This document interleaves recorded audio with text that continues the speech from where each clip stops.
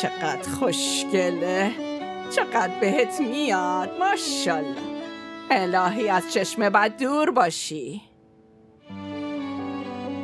الان آقا مهمت میرسه، گیر میفتی. آروم باشی امور.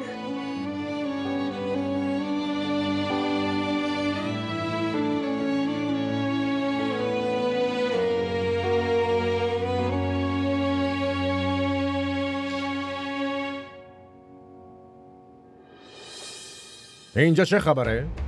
خونه خراب شدیم. این لباسا تن تو چی کار میکنه؟ من